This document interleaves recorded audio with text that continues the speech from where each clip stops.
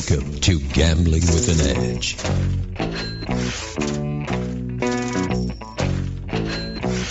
And now, here are Bob and Richard. Good afternoon. Welcome to Gambling with an Edge. My name is Bob Dancer. And I'm Richard Munchkin. Our guest today is repeat visit by backgammon expert Bob Wachtel. Recently, he was on the air discussing his book, In the Game Until the End, Winning in Ace Point Endgames. And we didn't get through all our questions, so Bob graciously agreed to come on back. So, Bob Wachtel, welcome back to Gambling with an Edge. Thank you, Bob. Thank you, Richard. We spoke about the Cavendish West, which is a backgammon bridge and gent club right outside of Los Angeles. Was. And one of the very colorful characters who hung out there was Gaby Horowitz. Do you remember Gaby, Bob, and what do you remember about him? How many hours do you have? I agree. So what are some of your favorite Gaby stories? Well, in the late 70s and early 80s, there were, especially in Los Angeles, there were a bunch of, there was a cheating culture. And Gaby Horowitz was by far the most ostentatious and exhibitionistic of these cheaters. He was an Israeli kid who'd grown up on the streets of Tel Aviv, playing whatever, hustle they had there, 3-card Monte or whatever he was doing. Probably a pickpocket. Yeah, that's probably exactly right. And when I met him in L.A., he was a kind of oily character. He was like swarthy, like Middle Eastern swarthy, but like really looked like a late 70s gigolo. He's a skinny and fairly tall guy. He wore open shirts, like V-neck shirts, show off his tan and his chest or whatever. And he was extremely narcissistic too. He would, while explaining to you how great he was, he would caress himself. It was actually really remarkable. But he had he had a sensual love for himself that he actually would be feeling himself up while he was talking to you. But, I don't remember that, but okay, I believe you. I don't remember that though. But Gaby's, most cheaters do their best to remain under the radar, and they want to ply their trade and make money. And if people know what they're doing, that's the end of their income. But Gaby was entirely the opposite. He was extremely proud of his prowess at cheating. I once saw him. We were in the Bahamas, and he'd found some woman who played backgammon. At the time, lots of people played backgammon, and they would play for money. And they were sitting outside in a cafe, open air cafe, and he saw me. I was walking by, and he sort of motioned to me. And so I started watching, and he made a point of cheating this woman on every single roll, which is almost impossible to do. He had different techniques. Some were sleight of hand, but his favorite thing to do, which he did with her all the time, was to just, it is sleight of hand to some degree, but he would wait until she looked away for a second and then rearrange the checkers on the board. And then when she came back, she was like, might have realized that, well, this doesn't quite look right, but he made a point of doing it on every single roll of the game. And there were 20 or 30 rolls of the game, like every single time. He never made one legal play or let her have any chance in any game. And he gammoned her 4 games in a row, and I think she didn't pay him after that. because I think she realized, but that wasn't the point. The point was that he was extremely proud of the way he was able to cheat, and he mastered a lot of techniques. He was like a pretty good magician. And one thing he would do is, you'd think in the bear-off, when you're taking checkers off, that he would take an extra checker off, which he did, but he also had a technique where he would put an extra checker of his opponent's on his opponent's position as he was bearing his own checkers off. So he'd palm, like, let's say he was white and his opponent was black, he would palm a black checker, and as he was taking the white checkers off, his hand would brush against the black checkers, and all of a sudden there'd be another checker there. So Gaby used to tell me things like, he tried to get me to cheat. He said, "Bob, you don't realize what a treasure you have." And I said, "Well, what do you mean?" He said, "Well, your reputation." I said, "Well, yeah." He said, "Well, you don't realize how much it's worth." He said, "Just let me get you." And he said, in all these different situations he could get me into, where he would cheat until the final or the semifinal in the tournament, and then I'd be on my own. And I said, no. And he said, "Well, Bob, you don't realize the tragedy of my life." And I said, "What's the tragedy of your life, Gaby?" He said, "Well, I'm a great genius, but I'm too rich. And because I'm so rich, I don't need to cheat anymore. And so I'm a man without a real profession anymore. I can't really display my talents." That must be tough. He ended up with a very, very lovely wife. Her name was Marcia Clark. And she was a law student at UCLA when I met her. UCLA was probably 5 miles away from the Cavendish. And later on, during the OJ trial, she became famous as Marcia Clark. Has retained a bit of that fame. She has lost Gaby along the way, to her credit. Gaby later, he had a partner for writing named Bruce Roman, Dr. Bruce Roman. Apparently there was an argument and there were guns involved, and Gaby was shot in the head accidentally or not. And so I don't know if Gaby's still alive, but turned out that he was likely to be a vegetable for however long he lived. So I have not heard anything about anybody who's seen him alive for 30 years. So I don't know what his condition is, but it's probably not very good. No, I think the official story is that there was no argument, that they were looking at a gun, or how people who like guns have to be loaded and they have to be examined, and somehow the gun went off, and actually there was never any charges filed because the bullet ricocheted from the ceiling into Gaby's head. So it would have made a better story if there had been bad blood between them, and maybe there was, but anyway, that's the official story. And he went back to Israel, and he may still be alive, not a complete vegetable, but I think never mobile again, in a wheelchair, and probably, doing the same tricks if he's able to. I want to go back to last episode. You mentioned that you had a good Stan Tomchin story, and I just want to preface this for our listeners that don't know.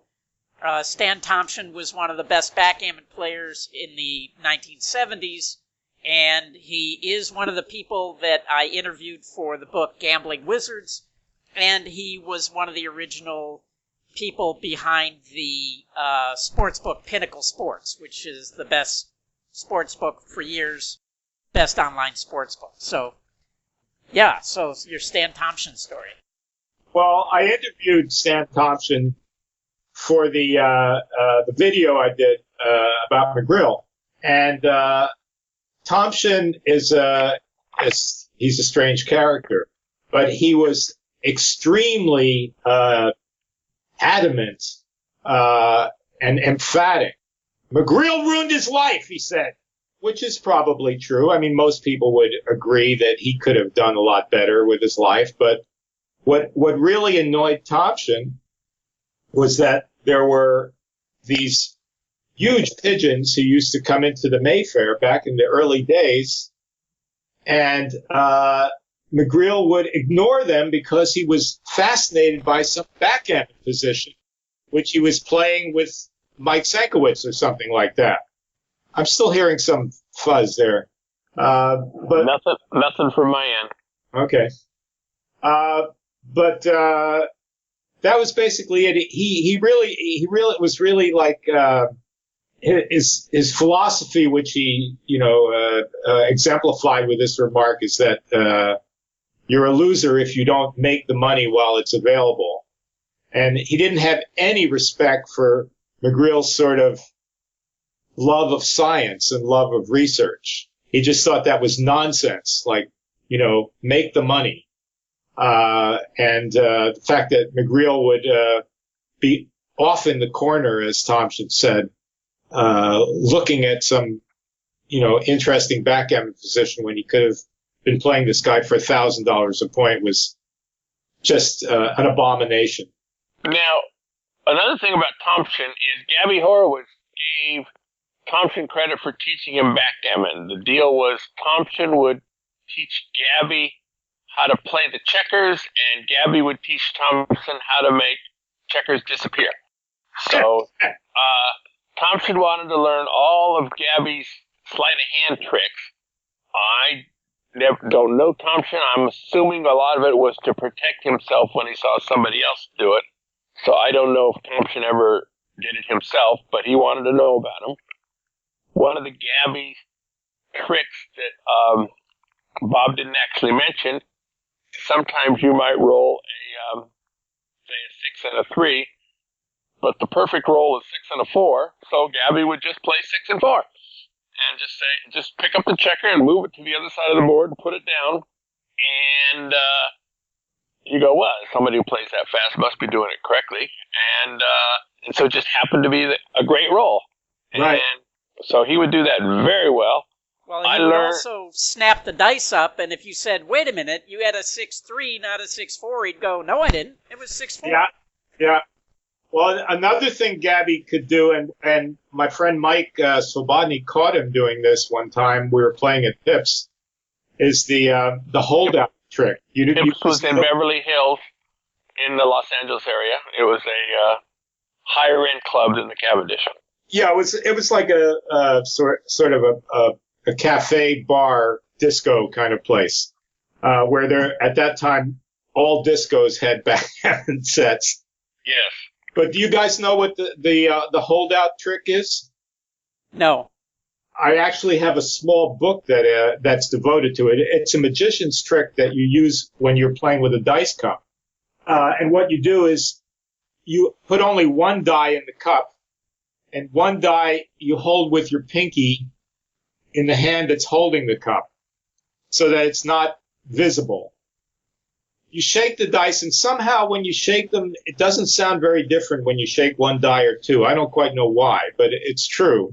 And then when you roll, you just basically place the die that you've had in your pinky, crooked in your pinky, down on the board, but with a smooth motion as you're moving your hand to roll the dice, so that one die rolls and the other guy just gets placed. And it's a bit like the slide thing in craps, where one die gets slid and the other guy gets thrown. And we actually caught Gaby doing this. Mike realized what he was doing and grabbed his hand and squeezed it, and the die, popped out of his pinky. But it didn't bother him at all. He was like, yeah, okay, so what? Yeah, right. Now what are you going to do? Yeah. And Gaby was actually not a really good player at all. He thought he was, but he was pretty weak. And if you could ever get him where for a little stretch he wasn't cheating, he was very good value. So that was why Mike didn't quit him. He figured now that he can't cheat, I've got a nice edge. Gabby had lots of ways to cheating. You really needed to be on your toes when you played. Yeah, I mean, he actually, I don't know if you talked to Mike Sankowitz about this, but Mike certainly believes, and it's probably true, that Gabby poisoned him. I thought that was Mike Maxiculi. No. In Monte Carlo. That's what you're talking about? No, it was Sankowitz. No, we understand it was Sankowitz. It was Maxiculi that poisoned him, not Gabby, I thought. Well, not that I mean, we have to agree to differ on that. And, I'm sure we're not going to find anybody who knows at this point, but no, it was either Gabby or Gabby's, Gabby had some lackeys. It was probably a lackey of his it's just something he put in Mike's drink. It was, scopolamine was the story I heard. You're talking about in Monte Carlo, right? Yeah. I heard it was scopolamine, and it was either I think it was the semifinals. Yeah, I mean, Gabby had certain, students or acolytes or whatever, who he'd seeded into this tournament. And I think that he'd either bet against Mike or had one of his henchmen was playing Mike, or maybe he was playing him. I don't really know all that, but you can ask Sankowitz about that. I'm pretty sure that it was him he was the victim. Right. Yeah, he was taken out on a stretcher before the match started. Right. Yeah. And I've always heard Maxiculi was involved, possibly both. Could be, yeah. I don't know that. And there's some other people who were alive today who I've also heard named, but that's probably not a good thing to say on the air. By the way, just a brief aside, there was another notorious cheat who may still be alive, so I'm not going to mention his name, but at the Cavendish in Los Angeles. And, first name might have been Steve. Yeah, that might have been his first name. And when my book came out, I did a book signing at a poker tournament in L.A., and this guy came up and started leafing through the book because he wanted to read the Swobodny interview, basically to see if he was in it, and he gave me a name, but it was not the name that I recognized, and it took me a while. I said, boy, you look familiar. What's your name? And he gave me this fake name, and then I realized it was this guy from the Cavendish, and he had changed his name and was now in the poker world. And but he didn't want to buy the book. He just wanted to read through it to see if he had been mentioned. Well, that guy did cheat me. He cheated. Gabby never cheated me, but that guy cheated me really badly. It's a great story, but it's too long for this interview. But it might have related to magnets, and it might have related to double fives, and he played badly at the Cavendish, but he would invite you over to his house to play. And so that's where he would have the magnetic table.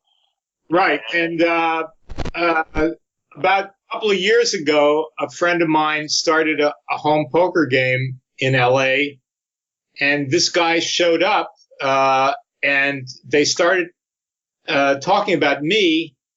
And this guy, the cheater, was still very proud of the fact that he cheated me 30 years ago. He wasn't ashamed of it at all.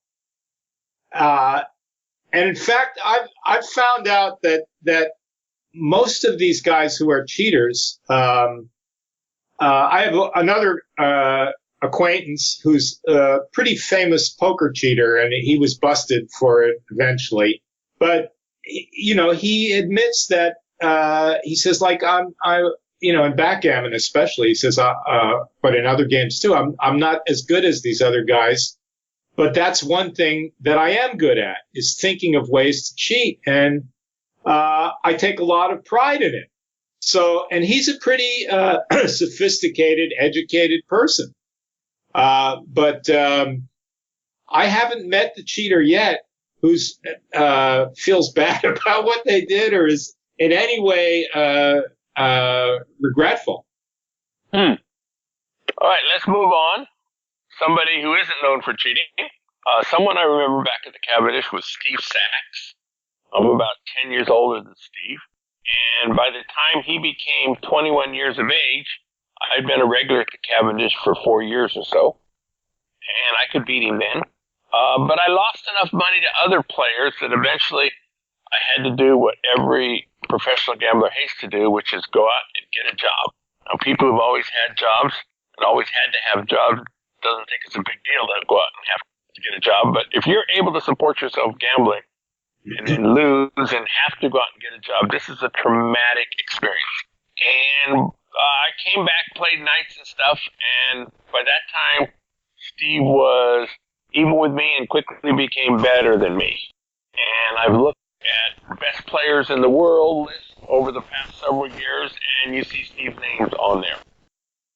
Now, so Steve, at one point in your book, you mentioned he helped you in the rollouts for the Ace Point. Am I remembering that correctly? Yeah. So, is he still living in Los Angeles area? Yeah, Steve's one of the most prominent American backgammon players, one of the very best. He's a real student of the game, and he's been playing for years. And we used to play at the Persian Club for years and years, too, where Steve had a good thing going. He was a little bit timid playing for money against players who he should have never worried about, and was known for making settlements that he shouldn't have made because he wanted to reduce the volatility. But he's done well for himself. I would say he's easily in the top 5 or even 3 in the United States. Very good player, very strong, and plays a lot of tournaments. And I think he has some good teaching gigs, too, that he's developed of late. So Steve's doing fine, and I'm sure he'd love to hear from you. Well, good. Now, your name figures prominently on the best backgammon players in the world list as well. Exactly which number you are depends on which list we're talking about or what year. Currently, the players at the top of the list are all from Japan.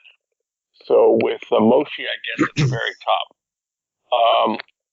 Without mentioning exactly where you think you belong, do you agree that the Japanese deserve to be at the top of the list? Japanese and Danes. Japanese and Danes. They certainly aren't neighbors. Well, there's a reason for that. By the way, for a number of years, there was a match, Denmark versus the rest of the world. And I played on the rest of the world team 5 times. Or 4 times, actually. Sorry. But there's a reason why the Japanese and the Danes are the best players. And that is because they're the coolest and the calmest customers out of all the different nationalities. And the truth is that backgammon's a very frustrating game. Yes. And if you're at all emotional, you have no shot, because you're going to get put on tilt somehow, or like I go on anti-tilt. I'm not a tilter, but I'm an anti-tilter. So when a bunch of horrible events befall me, I go into a shell and I don't take the chances I should, because I feel like I'm snake bitten or whatever. But the Japanese and the Danes basically have ice water in their veins. They just, follow logic, and they study hard. The Danes have another advantage, because they have it's a small country, and they have a system of clubs which form backgammon leagues. So if you live in Copenhagen, you belong to the Copenhagen Backgammon Club, and they they play all the time in your club. They're cafes actually, but the cafe sponsors your backgammon club. It's like a dart club or whatever, but they'll go to different cities throughout Denmark, travel, and they play team matches. And all the best players, even the ones who are really rich and the ones who have made zillions of dollars at sports betting and poker, still play in these matches. So the young players have a tremendous, models to follow and get a tremendous amount of practice against the very best. But the Japanese, Mochi is an especially amazing character. They devote basically, every day of the hour of the day to either their family or backgammon. Mochi definitely belongs as number one, and Michi is the other guy who's up there, and then there's a lady up there too, isn't there? Yeah. It starts with an A. Akiko. Yeah. And Akiko is perhaps not technically quite as good as those guys, but she's an incredible competitor, and she's won lots of money. She always just if you voice some opinion about a backgammon position, she very politely says in this sort of Japanese way, like to bet.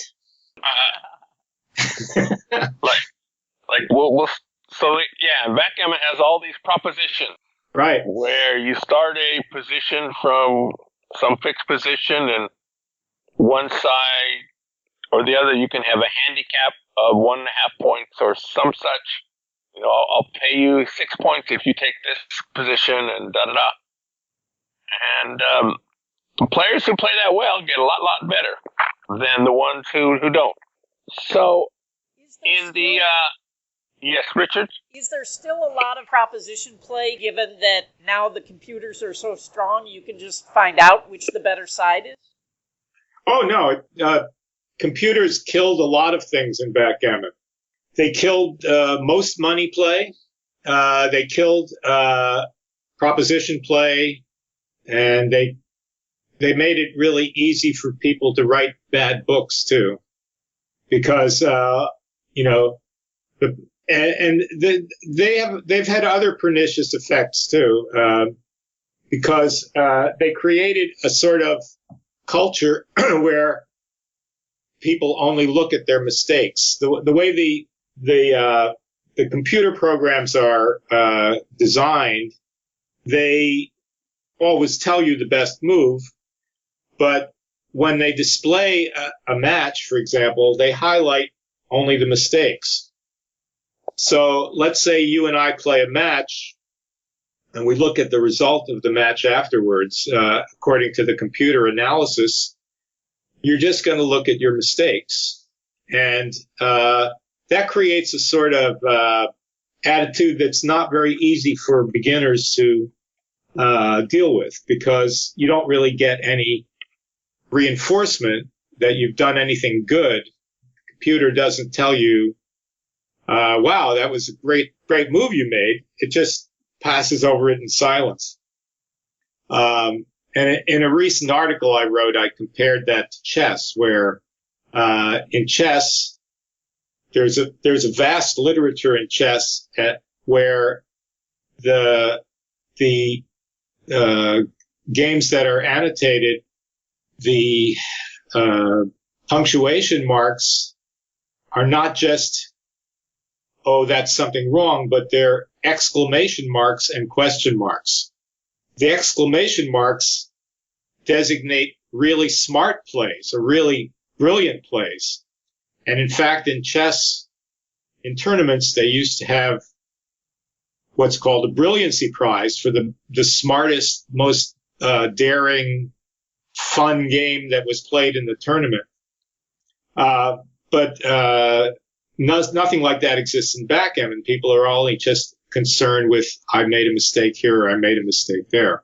But Richard, to get back to your question, no, propositions were this wonderful entertainment and instruction, where if you had a difference of opinion with someone about a doubling decision or a checker play, the two of you could set up a little mini game and play it forever, where first you make your move and then we turn around the board and I make my move. Well, you make your move, we play the game out, tabulate the result, then we turn the board around, and then I play my move from the position that you played your move, and we tabulate the result. It's a clash of ideas, like in a clash of opinions that's really fascinating, especially to watch. And propositions used to go on for days and even weeks, where two players would be so opinionated and so sure they were right that neither of them was willing to quit.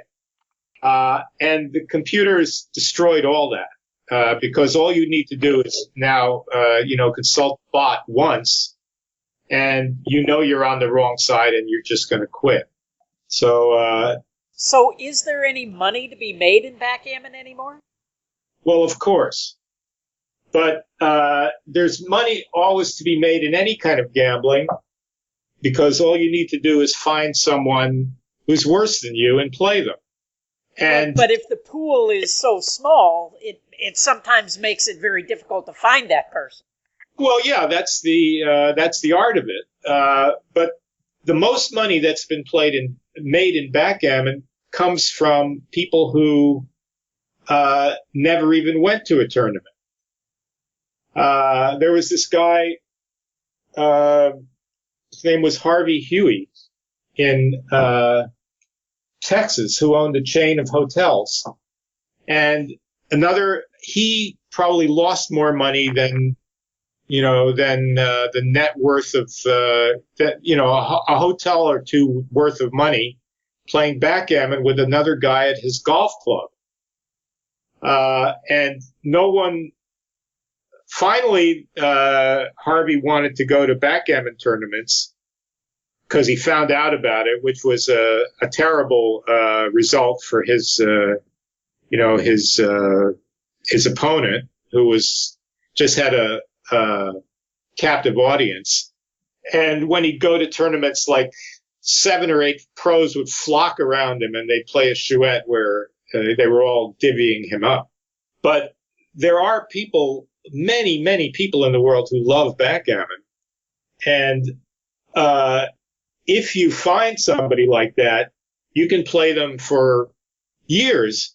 And they're usually like, if it's somebody with enough money, they usually don't mind as long as you're treat them well. They're happy to lose to you because the game's just so fascinating. And even the worst player can win, and they can win again and again and again. Streaks can go on for quite a while.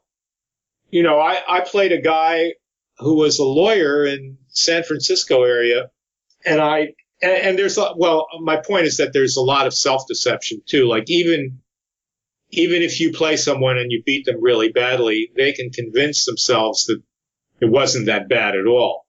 There was a lawyer I used to play in Marin County. He lived in Marin County. He was wealthy, and I beat him every time we played, and for significant amounts.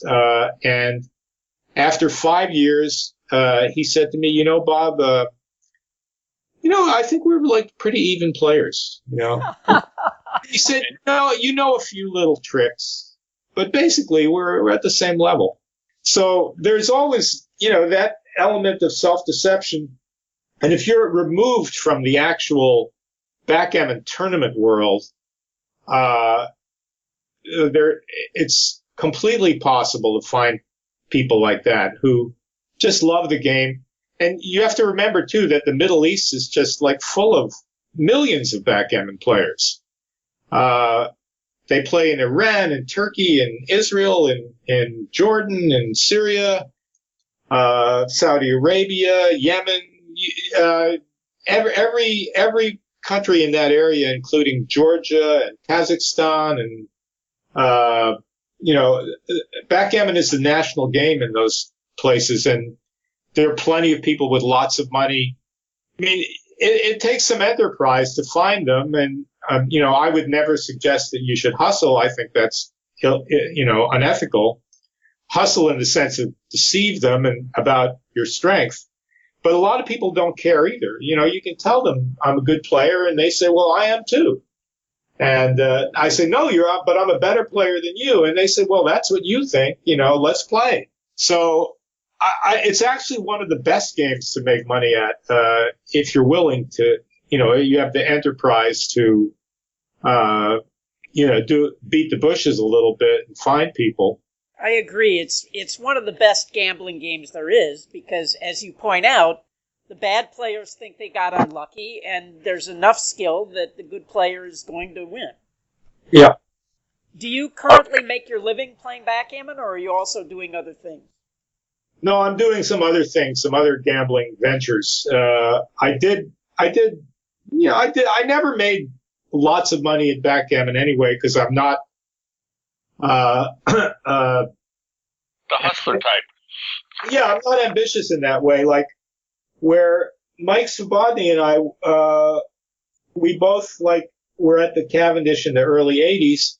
He went off, won the Monte Carlo tournament, got an apartment in Monte Carlo, went all over Europe, and found lots of those kinds of opportunities where I just stayed at the club because, it was good enough for me that I had, a little game.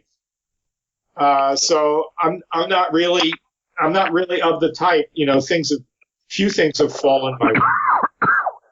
You mentioned that you're involved in other gambling things. Is that anything you can talk about, or you'd rather not?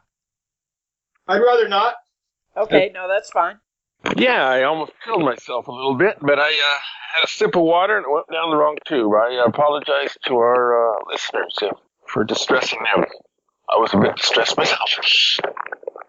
Before we continue with questions for Bob, this is a good time to take a commercial break, and then we have several more questions for you. The South Point has more than 10,000 games returning more than 99%. This is more than anyone else has. In July, it's a $600,000 Mad Money promotion. All month long, there will be 2 casino-wide progressives going on. The major one must hit between $10,000 and $25,000, and anyone playing when it goes off who doesn't get the main award receives $25 in free play. The smaller progressive runs between $1,000 and $2,500. It is geared to hit approximately 3 times a day. On both progressives, you're eligible if you have your card inserted and have bet at least $1 in the minute prior to the jackpot being hit. At videopoker.com is the best place to play lots of games. If you sign up for the gold membership, $8.95 a month or $79.95 a year, this allows you to get correction on most of the games. The game of the week is wheel poker with quick quads. 7 coins per line game, which is 1 extra for the wheel and 1 extra for quick quads. The wheel averages 157.5 coins, and you get it every quad and quick quad. All right, we're talking to Bob Wachtel. And the World Series of Poker is just beginning here in Las Vegas. And in poker, a high percentage of the winners are guys in their 20s, guys in their 30s. If I look today at the list of the best U.S. players, I know most of them, or remember most of them, and they're all senior citizens. So, do you have any theory as to why poker is a game for the young people and video poker is a game for the seniors? You mean backgammon, not video poker. Backgammon. I'm sorry, did I say video poker? Okay, why is backgammon the seniors do well in backgammon and not so well in poker? Well, despite the fact that I've touted backgammon as a great gambling game, and I've insisted that you can make money at it playing money games, there isn't really any money in tournament backgammon. Very little, anyway. And that's the reason that you don't have young studs coming up. There are some in Europe, and there are a few in America, too, but basically there's not enough money to justify people doing the work. And there are probably lots of good players who don't go to tournaments. But, there's not the kind of money that there is in poker. I would also add that poker really, there's a lot of stamina involved. Those tournament days can be 12, 14 hours, and younger players are just going to stand up better to those kind of hours. Yeah, I'm good friends with Dan Harrington. Uh-huh. And Dan's retired from poker, basically, and he told me a story. He said, people, he says, I got to the final. He got to the final table a few times and won once, I think, in the World Series, or maybe twice. I don't know. But he said, this one hand, people are critical of some play I made, some bluff I ran or something like that. He said, I was so tired at the final table in this one year that I was trying to bet $60,000, and I had $5,000 chips or $10,000 chips, and I couldn't calculate how many chips it took. So you're right. It's tournament poker takes a tremendous amount of stamina. And it's probably once you're over 30, you're already, have a tough time. Except for Eric Seidel. Same thing with chess. We have some mutual friends who are very, very strong chess players who decided to try to make a comeback, in the last 10 years. And they went and started playing some chess, and they just found their clocks would run out because the time it takes to calculate, they just can't do it as quickly as they used to when they were young. Yeah.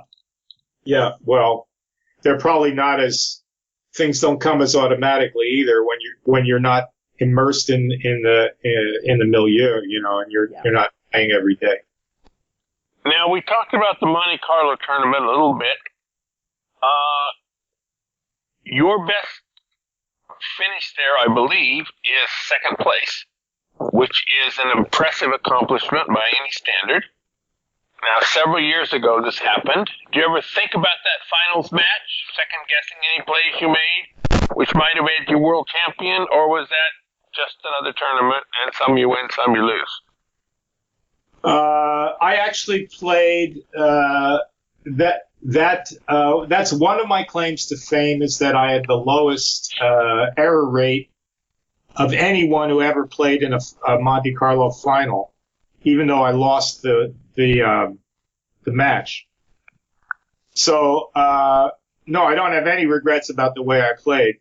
Error rate is an interesting concept that occurs in backgammon because there's a bot. Hearing some sound. As am I, but I'm not moving. All right. There are programs that basically are almost perfect, and they compare your play to perfect play. And the closer that your play comes to perfect play, the lower your error rate. And in the backgammon world, results don't matter as much now as error rate does. It's how well because error rate is a true measure of how well you play. So in that particular match, I played really well. The other guy didn't play too great. And my claim to fame is that, I played at a really low error rate, even though I lost the match. So no, I don't have any regrets about that one. In backgammon, some players constantly chatter during the game. Some are very quiet. Some spend the whole time complaining about how lucky you are or whatever else. As a player, does your opponent's demeanor affect you much? It does, but that's a flaw in my makeup. I must admit that it bothers me. It also bothers me when people talk like loud, right 2 feet away from me while I'm trying to think.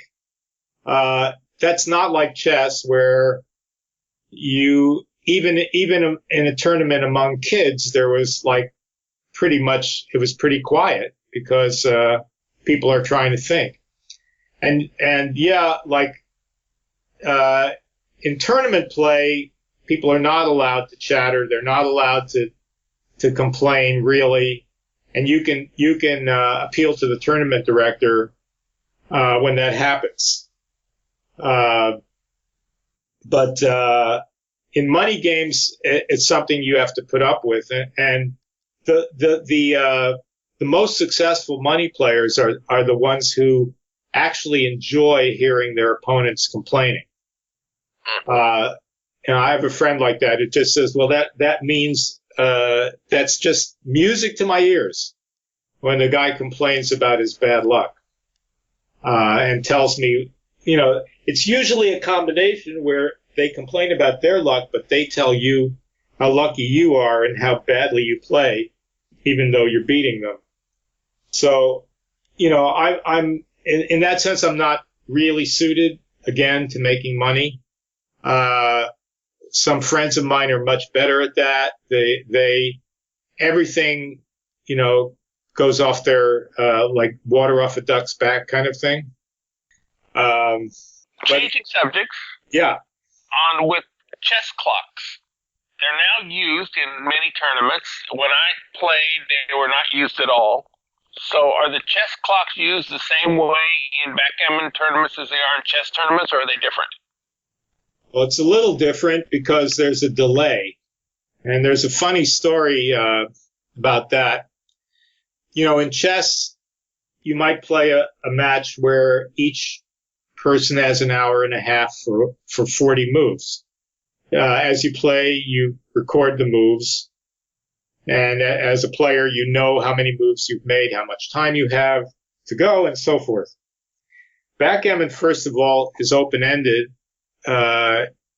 You don't record the moves like that. So you'll have a certain amount of time for an entire match. Let's say you're playing a match to 13. Well, that might take 3 games. It might take 2 games. It might take 20 games.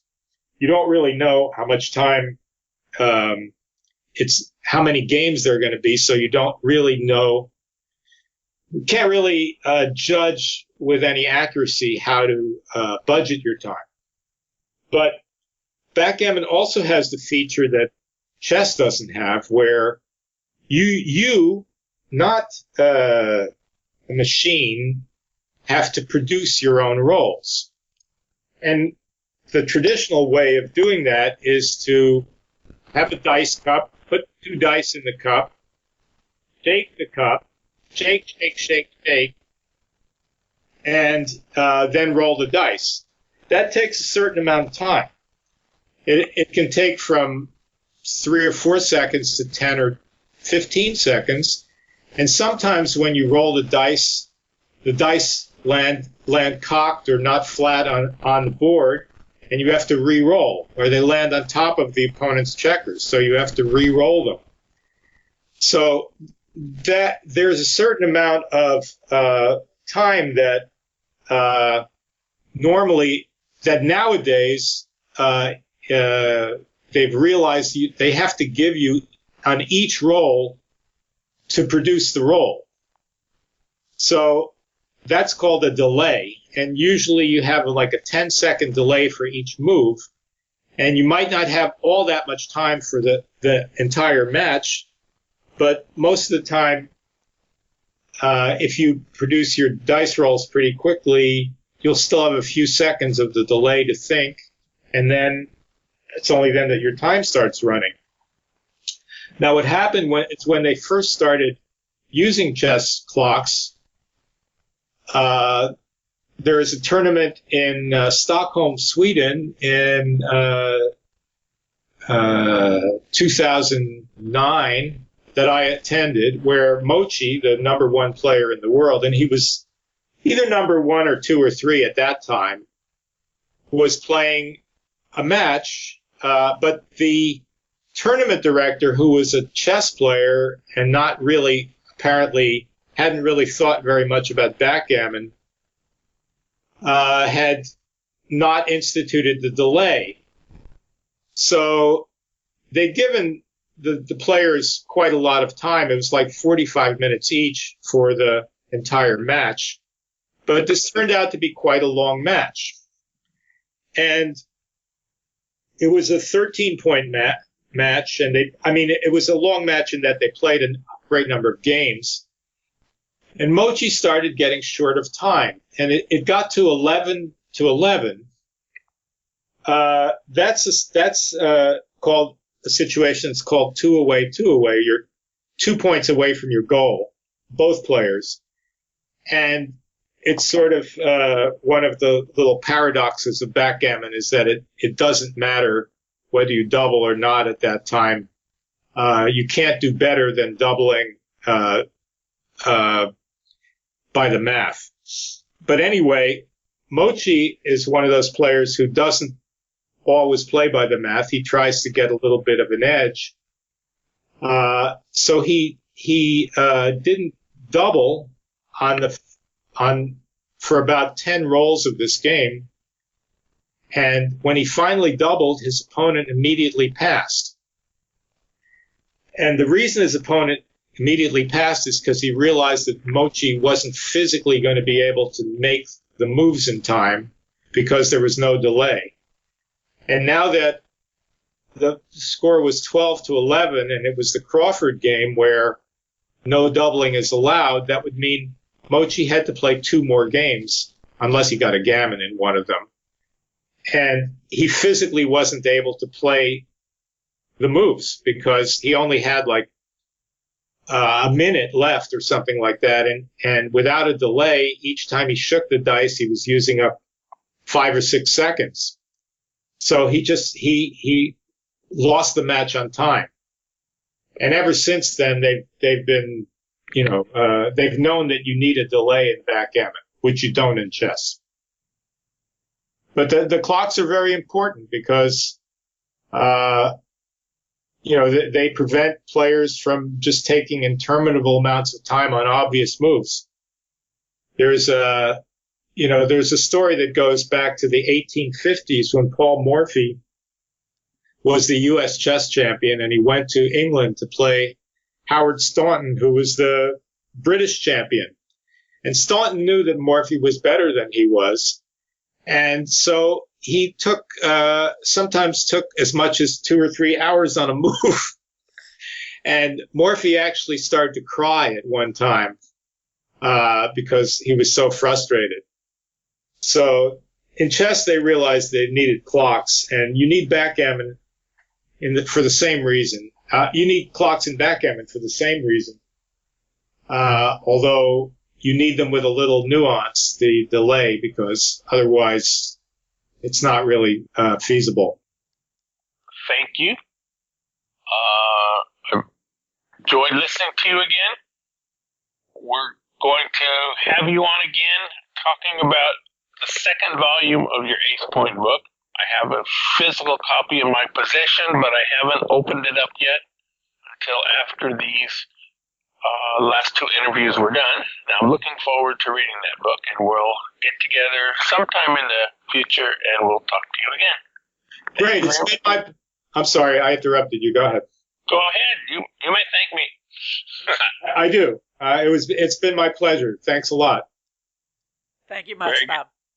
Very good. Go out and hit lots of royal flushes, everybody. Good day.